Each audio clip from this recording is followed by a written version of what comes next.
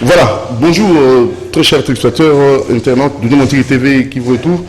Nous recevons pour vous Richard Sita. Richard Sita, Boyoka Kaye, Boyebiye, Papa Ngola, Olelo, Aye na ba solution, Bona Bokono, Bona Mikakatano, Ogosan Ngona domaine de santé, et Bokoyo Balelo ba plante, et utiliser la plante wana, ni plante dans plante, c'est-à-dire que ça dans d'autres ya moto. Et surtout ba o bazana maladie. Mbote Richard Sita. Mbote papa journaliste. Papa Ngola. Oui. Kalamingi, hein? Doudou Moutiri. Bazo dans le monde entier, bazo dans internet, bazo dans YouTube, bazo partout. Oui, Nazawa, tous dans le cadre de la recherche, tous continuer au salon de la recherche pour na mokili mobimba babika. Très bien. Alors on a évité le lot le monde entier solution dans la maladie na bango juste kaka na ba plante et surtout la campagne au lancé.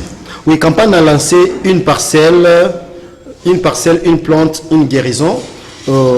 Na l'ensemble pourquoi parce que tout le monde a remarqué que bazo baby ça ba plante bato conserver les sous natureté bato amoni nzete akati na ye abwaki yango tiko to pesa importance ya nzete to pesa importance ya nzete pourquoi parce que à l'époque nos ancêtres utilisaient que des plantes naturelles bazu ba guérison avant et zalaki moi passe au mona koko mo ka bilanga ye wana na mo nzete minu na ye azoni kaka alors que koko wana zot se traité indirectement à bien côté donc elle sous soit kata ki nzete alipela akatango azwala ngone nzete amino ya zoni kana ye nzoka ndeko nika mino onika azobika azo traité abika mona to bande ko comprendre te batamboka babela kana pasi bakufa nokité bakufa à peine nokité pourquoi parce que ba utiliser ce qui est bio ce qui est naturel au mona na ba forêt au mona source na source wana au mona makasa eza wana makasa kwei na source et c'est fermenté déjà et ça un médicament et barozwama yona babandi mais la bazo bika directement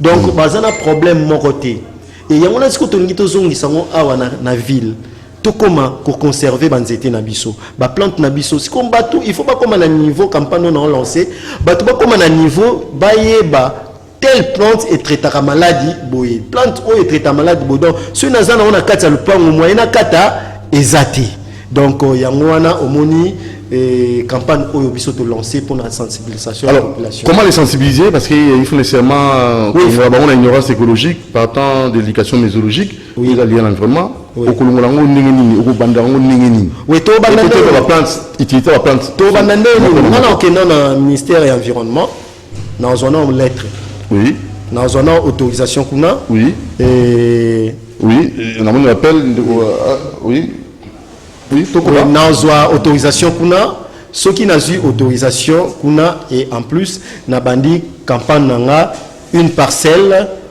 une plante une guérison donc mutu alingi tolona paipai na kati ya lupangu na ye nzeta paipai na lupangu na ye tolone na ye tant tolone na nzete wana moyena quelque chose ya muke kaka et zanango elo mo emsu ya 1000 francs emsu ya 500 francs emsu ya 2000 francs tu es dans le pont nous l'onné l'onzete wana et na ba expert ba ozala wana donc to l'onné l'onzete wana to expliquer au moni nzete to l'onné l'o au moni so ya koli abanda osala bo abanda traiter net nzete ya paipai a traiter amibe bambuma na ye wana a traiter amibe poso na ye a traiter peau misisa na ye a traiter prostate donc to mekampe ko yebisa batu bongo ce qui to keli susu ce qui oui ce qui toke lisusu na nzete ya mango to expliquer mutu moni nzete ya mango to lonelio ce qui koli ba résultat nango e ozala par exemple okobanda ko banzete bani nango ozo palo l'écorce et ben corse nango wana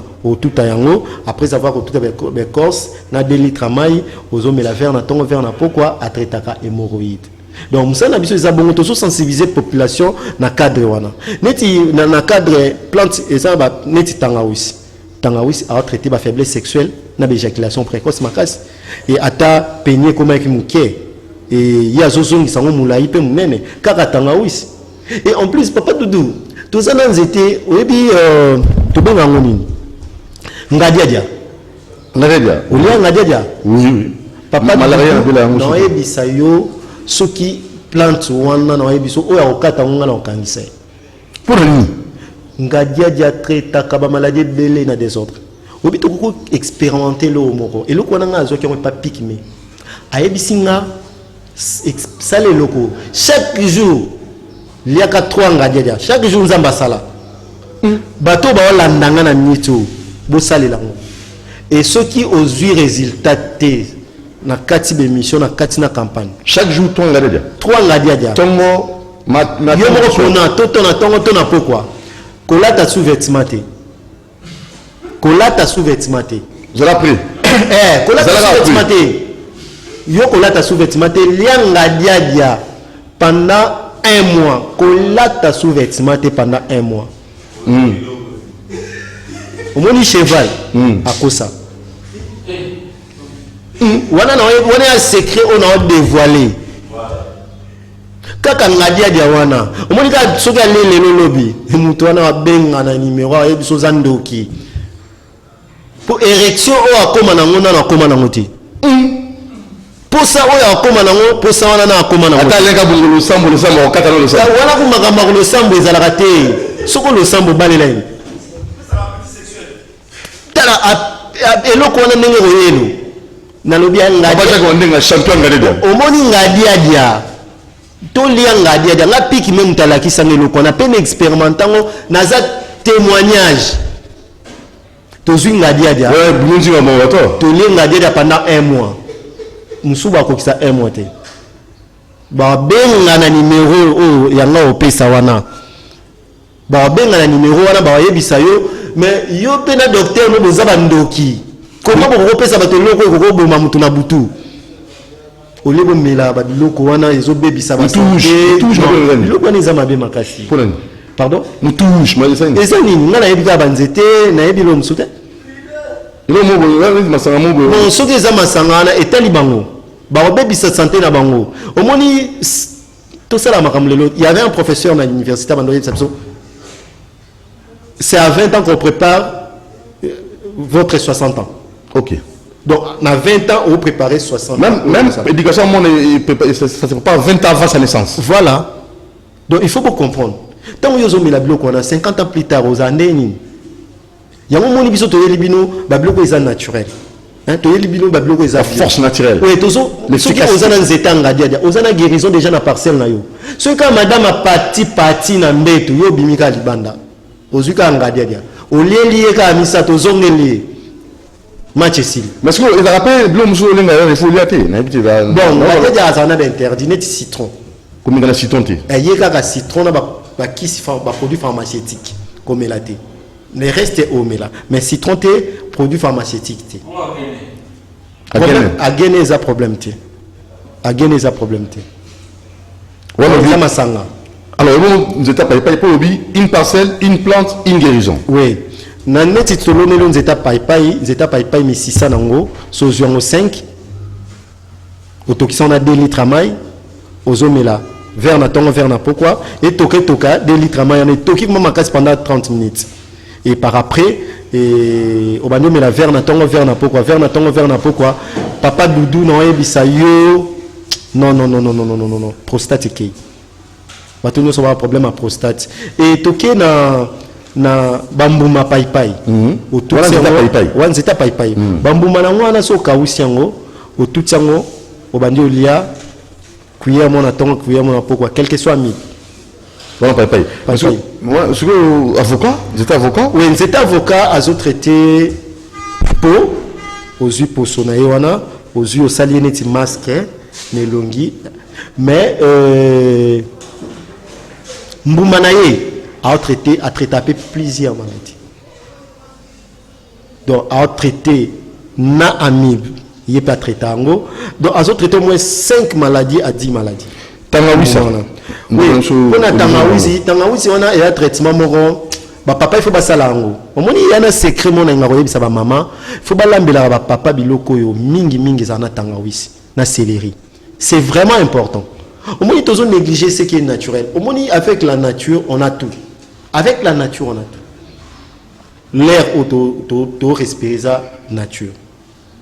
Nous étions autozomona. Donc, moni céleri. Maman tango lamba azuka li bloqué à céleri. A tchena biloko papa. Azu tangawisi a tout a tchena kati. Papa zolia. Yemo après avoir aussi ça. Énergie papa aux anango et zamususu. Si qu'on formule la tangawisi ces années. Ozu 20 tangawisi. Au katango mike papa doudou. Mike. Aussi, au sangisi, on a 2 litres à maillot. Tout qui s'en est comme déjà net, moi, chocolat. Aux hommes, mais là, verre na pourquoi? Verre na et puis ça, on zale. Puis ça, on zale. Makas, bateau, nous avons un problème, mais on léa. Bamela, kabasala, niniwana. En tout cas, yoka ya bangon zala. Puis, tant que yo meliango, papa n'a boutou. Soko madame, soko simi madame te, c'est la femme de nuit. Soko simi madame te, yo zan ba femme de nuit. Mais on a beau expérimenter. On a hasard te. Ce sont des études scientifiquement approuvées. Donc, ils ont tout le monde bêta hasard te. Donc, soko salé lango bozo ba résultat. Tanga oui ça traite à makasi. M'appelle le bac déjà. Nous étions lippés là, à traité hémorroïdes.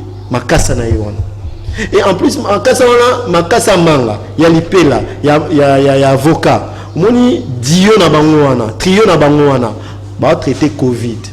Nini? Corona. Ma kasa ya? Manga. Lippé là, na avocat. Otoki si yango, ozui vunga, dra, ofiniki, kotara na kati. Covid akimi a Covid eza pour na biso ba noir te.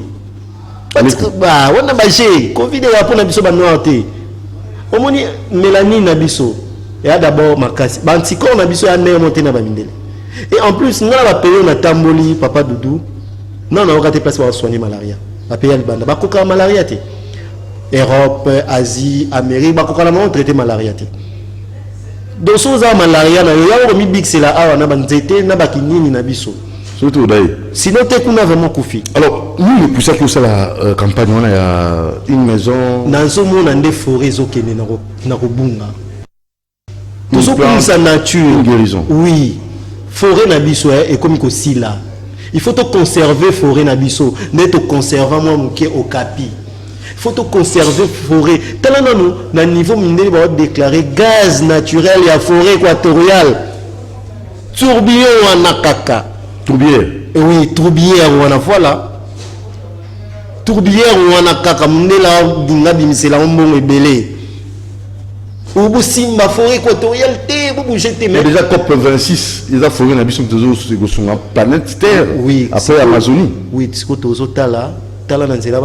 Combien de cas il y a bois isolé canana donc si on a moni qui ni mo on a bien on ni on a bois de fago de bois aux kende voilà si vous souhaitez c'est une déforestation voilà il y a on a nous allons lutter contre la déforestation voilà tout conserver donc là vous travaillez avec objectif Bassassinaki président de la République va planter 1 milliard d'arbres till en 2023 voilà pour un reboisement.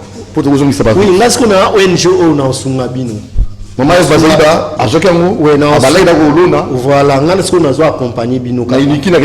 Voilà, à Kenaïna Ansele. Oui, là ce qu'on a au Salandeni. Tolona nzete nyonso, oui, bien sûr. Mais total la catégorie à banzete ni tolona. Très bien. Biso tolona ce qu'on banzete o ok, au vandi neti aux bicalbitus. Ça traite. Hein? Aux bicalbitus et traite à makasi aux zongi ça on a quartier 1. Donc eucalyptus. To zongi ça on a quartier 1 ndenge za la kiwana. To zongi ça on a banzela na biso na boulevard ndenge. So mutayebi tina nango arobate lango makasi. Soka yebi tina nango te papa Doudou akata. Yango est-ce que biso il faut to yebisa bango ke nzete oyo ezaya okata te. Nzete obikisa maladie tel.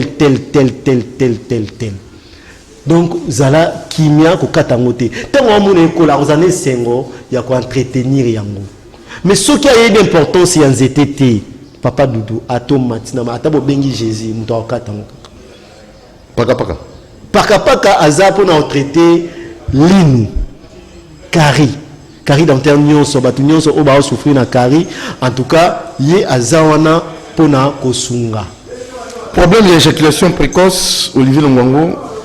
Éjaculation précoce. Éjaculation précoce, c'est ça le système car il y a tangawi si on a lobaki. et sungaba Tangaoussa donc a 20 Tangaoussa. Oui, c'est 4 mike à Tokisa on a 2 litres à maille et Kiti a mis la verre na tongo verre na pourquoi. Sur la Tangaoussa ba tango ça nzela wana. Ben wana na yebi on tenga na pesi o eza naturel ba sala. Ah ba mélanger voilà. Oui, ngana na temps bloc on a parce que ngana na de mélange. Ouais, ngana na laboratoire sans contrôle. Oui, sans contrôle. O eza netineti par exemple na pesi exemple il y a logo bilo motolia kaka. Eza bilo tolia matembele. Oui puis eza kisapongi. Donc matembele wana kaka yo oyoka mutu passe ya ba degré nyonso mokili. Tout à matembele na yo rendre en poussière. Kuya mona tongo kuya mona pourquoi. Mutu passe ya ata ya ndenge nini migraine wana pa ekati. Matembele soko liango mingi ata na voix normale soko liango mingi remarquez journée na on la pamba. Et ça problème bateau bazana problème à banner. Ozana banner na yo déranger au lieu que na scène pépé ba pesa ko ba antibiotique so ba kisi nini belé soit ka matembele na yo. Pendant on y a matembele. Au moment c'est scientifique. Scientifiquement prouvé. Et bon cœur de bœuf et ça juste pour l'estomac. Moni bateau estomac na bango eliama et comment so en terme o ba benga on nzela et ça la besui. Donc aux yango Autoki on a 2 litres à maille, aux omela, vers na tongo, vers na pourquoi, vers na tongo, en tout cas, et calmera l'estomac, aux anaïs de nangote. Et bateau paye à mauvaise haleine, au yebi clou de girofle. Clou de girofle, et yangonde, au rosoir, yango, clou de girofle, au rosoir, au sangi sango, au toki sango.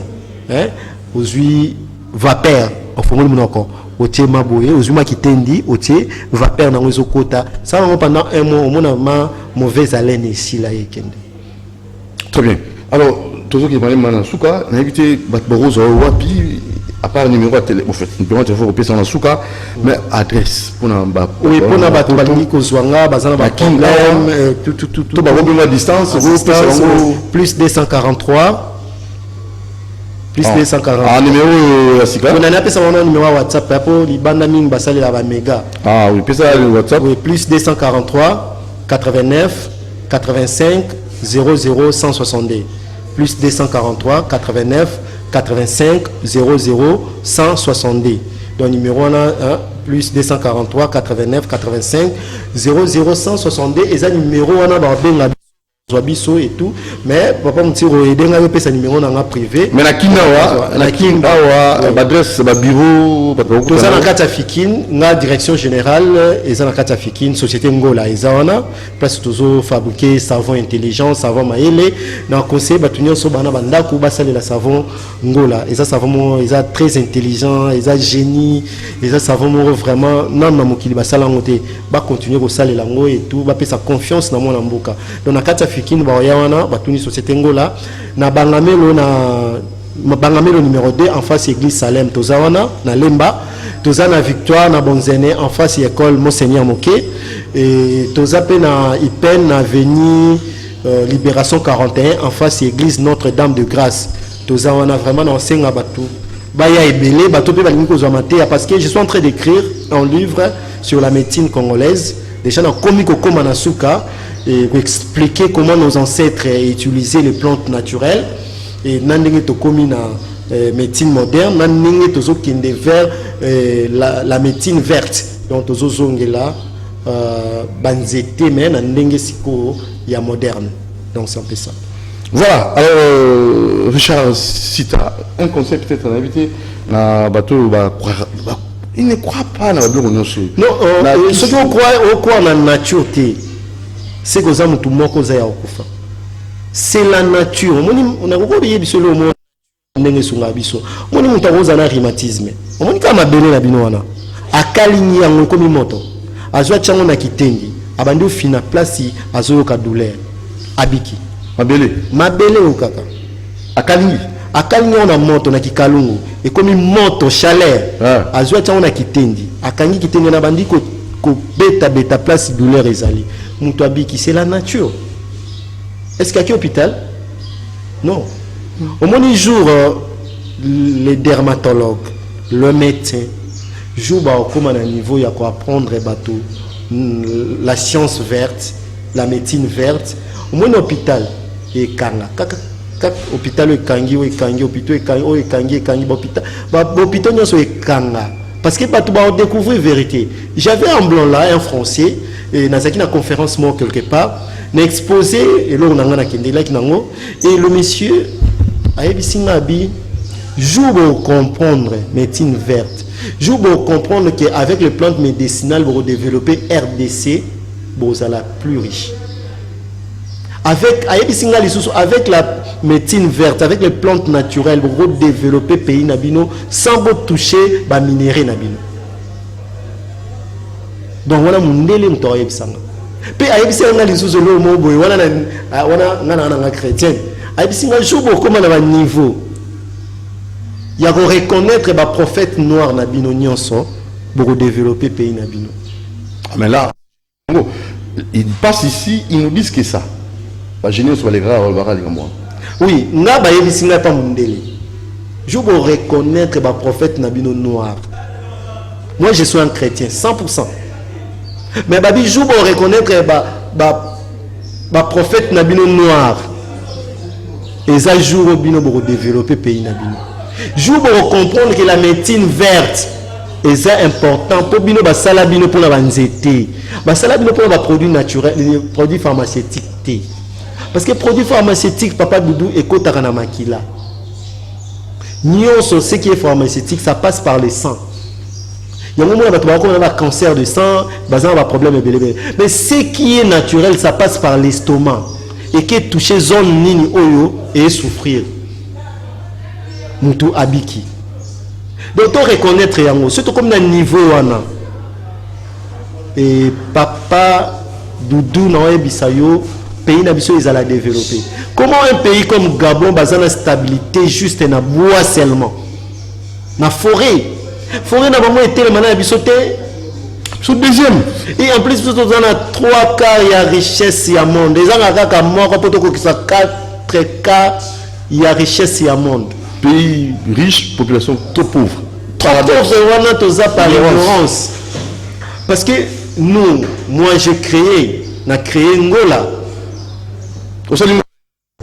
Pardon, au Salingola nanini. Na mafuta ndika, na mafuta mbila, na plante yemo ngola na sangisi na sali savon. Na ke musikate papa Doudou. Et oyebi na rolo ba vie privée na ngate yo moko oyebi. Normal. Mais na ke na timoli libula mulaite ya diamant. Pona ke na zwa diamant na zwa mtsanga na tamiser non. Na zuka mutu na ngai na tunango.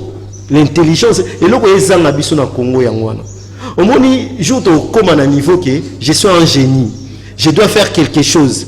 Tala ngana yebisi chinois moto solo la na. Yebisi mon cher, oyebi ke bo kemba na Chine. To yete bo kemba abi non frère. To so kemba te. Nous sommes 1,5 milliard. Si on a sali produit na ngana oteka $1. 1 milliard la population ba sombi je suis un milliardaire.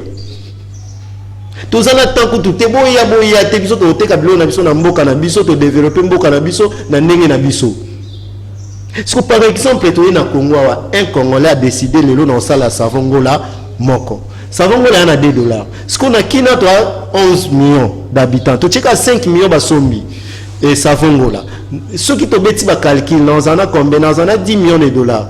10 millions de dollars na foot à la chaîne à télé. Tant on fout à la chaîne à télé, la chaîne on a ils ont bon ils foutent à salaire, bah travailler na bango. C'est comme ça, bah développer en boka. Ceux qui n'ont pas développer boka na politique, en tout cas boser la santé. Sur aucun États-Unis, moi na kenda ki moi la conférence ba beng sanga moi mingi. Na ki place moi boy ba yebi sanga moi garçon na za millionnaire non di maté.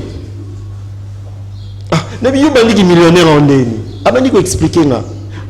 Ninga bandaki, ninga komi millionnaire. Ne comprendre les pays où on a développé majorité ya mongo au basal et la pays où on a ils ont homme d'affaires.